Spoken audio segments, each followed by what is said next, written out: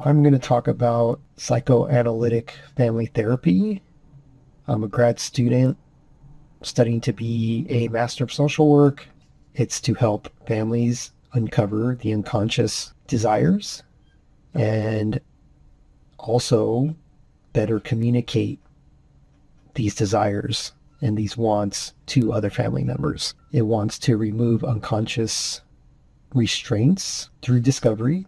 The point is that people don't see their own unconscious desires, why these behaviors are happening. So by talking about it, by exploring their feelings, exploring their thoughts, their history, and very much going back to childhood and family issues, mother, father, brothers, sisters, and other things that happened early on tend to stay with us forever. Some affect us stronger than others, especially if we suppress them. We're trying to create separation, individuation, differentiation, a lot of shun words, creating autonomy. So separation would be separating the individual from the family members and not necessarily physically separating them. That might help, but this is more of like an emotional, psychological separation from family. And the individuation would be developing your own unique identity that's different from the family. For example, case study Barry. Barry is not the bird, that's just a decoration. Barry's first psychotic break, he went to college, did not have a good experience, ended up having a psychotic break because he was so far away from his family. So the original treatment plan was Barry can't handle being away from mom, so the best cure for that is to keep him even more away from the family. And they thought that maybe he just needs to get more experience with being alone or being away from his family. But he ended up having a second psychotic break. And so with that second psychotic break, they were like, okay, this isn't working. Let's figure out what else we want to do. And apparently in this case study, half of the people thought we just got to keep the physical separation, don't go home. And then the other half was like, no, actually, maybe it'd be better if we got them all together. Maybe it's not just Barry. Maybe Barry is not having these problems just because there's something wrong with him. Maybe there's something going on in the family structure that we need to look at that is not apparent just by talking with Barry. So we get the parents together, or like in the case study, the mother, father, and Barry come together, and you start to see the family dynamic. Barry is very anxious. The mother is also very anxious. And the father is, they don't really talk about the father too much in the case study. Or we can think that both parents are kind of similar in their, how they treat Barry.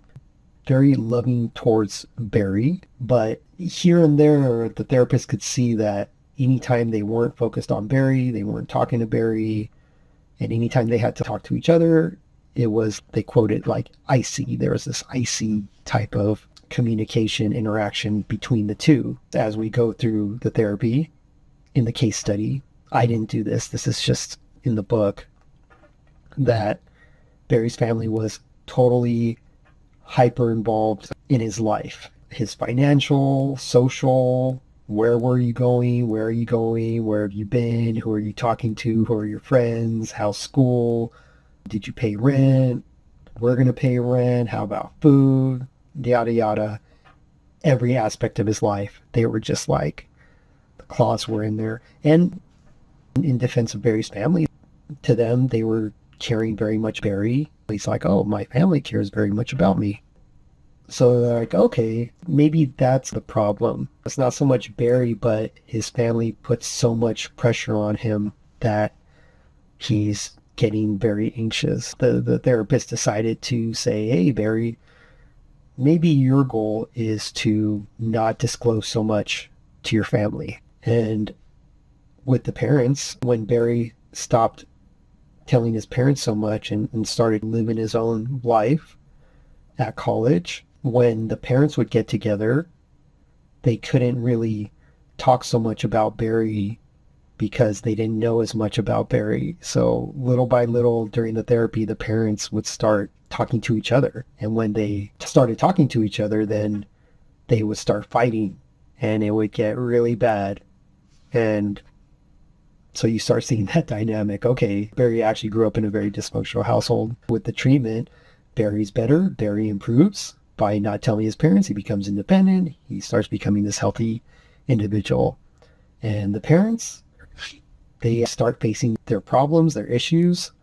The parents really hate each other. And so they eventually become separated. And that makes both of them much happier. They still go to therapy together. Barry still has family therapy with the separated mother and father, and it works out great in comparison to what it was. Okay, we're not done. So, the case study, Barry's unconscious. Physically separating Barry from his family even more was unsuccessful. That was what caused the problem in the first place. They just thought maybe we just got to double down. We kind of talked about this. Barry's psychotic breaks were actually being caused by how involved and anxious his parents were. That was part of his unconscious self. He didn't realize that. Like, I'm sure if he realized that, he would not be having the psychotic breaks. I don't think Barry wants to have the psychotic breaks. He just didn't realize, like, his parents were driving him crazy. His parents were making him go psychotic. And there was also in the therapy, they could see that Barry really loves his parents. He was very anxious about his parents' relationship. This didn't appear either because on the surface, you don't know this until you get everyone together into therapy. A lot of the anxiety is not just about them being involved in his life. He's also like, oh my God, my parents hate each other. He must have been experiencing this at home. And he probably saw how vicious they get when they're not completely focused on him. I'm sure he felt that he was keeping them together. He was the only reason that they were staying together. And that must be a lot of pressure on Barry. This is where the parents are putting their problems onto Barry unconsciously. Barry's parents were completely ignoring the dysfunction of their own marriage by obsessing over Barry. They were completely repressing their conscious and unconscious hate for each other by focusing on Barry and pretending it was okay. They could get through it. Barry's keeping us together. So meeting together, you could see the family dynamics. They could assign different tasks when seeing them as a group and how they interacted. So random interventions, communicate more openly and honestly. We want to process past issues through group dynamics, like something that happened in the past.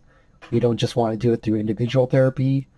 We want to process it together with the whole family so that everybody gets some healing, everybody gets some discovery.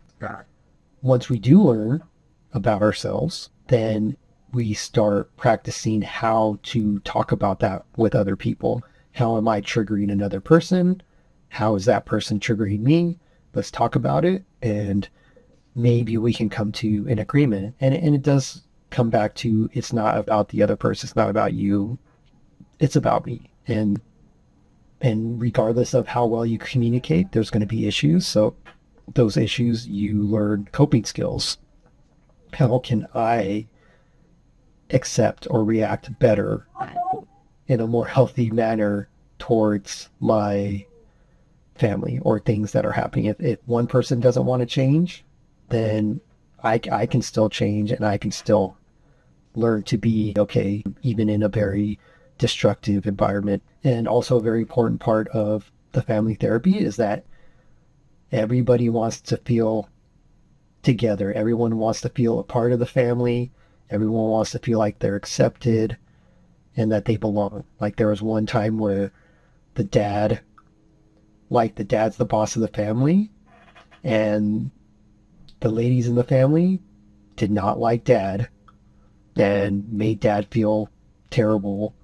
And then the dad and the young son, they didn't like the females in the family because they thought men traditionally are the bosses of the family. And so as aggressive as the dad would get, it was really because he just was not feeling heard. And he didn't feel part of the family, even though he felt like he was the family. And the mother and the daughter, same way. They felt like they didn't belong in the family because the father didn't understand them. And everybody felt the same way, and everybody's reacting differently, expressing it differently. But in the end, everyone wanted to be heard, everyone wanted to be respected, and everyone wanted to feel like they were part of the family. Let's keep going. Sorry. It's tough. And so the conditions for change. Families may or will, there's going to be some resistance to being vulnerable at first. There's going to be barriers to them talking to each other, expressing, because if they could already do this, there probably wouldn't be so many issues, or getting to the point where like they're coming to therapy and they're like, our family's falling apart and it's terrible. Or everyone thinks everything's fine, but one person is like, okay, I'm having a really bad time. I need help. Hopefully the family agrees to come in. For things to change, you let people interact naturally. Jump right into like, okay, first session, let's talk about your deepest fears. How was your childhood? Why are you doing this? Why are you doing that? First, you just kind of like let them, like what happened with Barry's family. You let them come in, you let them argue, you let them interact naturally, spontaneously. But as a therapist, you kind of pay attention to what they're doing. Like, okay, look at the power dynamics, look at not so much always what they're saying, but how they're saying it and how their body language is. Do they feel hurt? Are they like just super angry? Are they saying one thing, but their body language is saying the exact other? They're saying they're sorry, but they're smiling at the same time, or they're ignoring one person in the family. There's just all types of stuff that could be happening. And that's where you start seeing as an outside observer what's going on, because there's usually not an objective outside observer observing the family. According to the text, do not just jump in right away with your stuff, like trying to break it down, drop some mic drops in there, but you want to let them know that you're not going to attack them. They don't have to become defensive to be like, okay, wait, you stop talking, you're wrong, and this person's right. And then the other person's not going to come, or the other person's not going to like listen. Everyone's got to feel equal. Let them talk, let them argue, watch them do it, don't take sides. And then as this develops over time, as they're coming in, maybe, yeah, I mean, of course, you kind of try to guide it a little bit, but in general, you want people to just get their problems out. Like, what's going on? Tell me what it is that you feel is the issue. And then little by little, you start getting into the, so how's that going? How does that feel? Is that working for you? What does that remind you of? When's the first time you felt this? And did that ever happen with something else? Have you always felt this way, or did you always do this? Where was the point that this first started? And then you start saying, oh, okay, so it's not really what's happening right now. The current problem is not the issue. It's like, oh, your husband cheated on you a long time ago. You can't let that go, even though you said you got over it. You both made up, and that never got over. Or it goes back to the parents. Like, oh, my parents were always fighting, and so I don't want to fight. Like, it really hurts when they fight, and et cetera, et cetera. It takes time. The last part says it's painful for the families.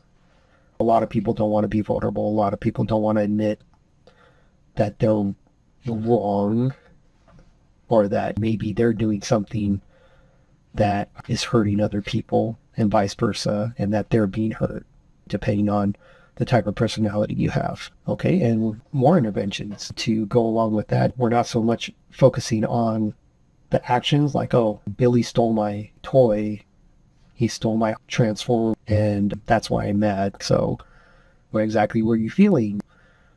I was really sad. We're looking past the surface, and then usually it goes, this always happens. I'm being bullied at school, and Billy doing that is reminding me of what's going on at school. I think Billy hates me, or Billy doesn't love me, and we used to have such a good relationship. It really hurts me that Billy treats me this way. And Billy's like, oh, well, I think Joey gets all the attention, and he never talks to me anymore, and he gets all the good toys.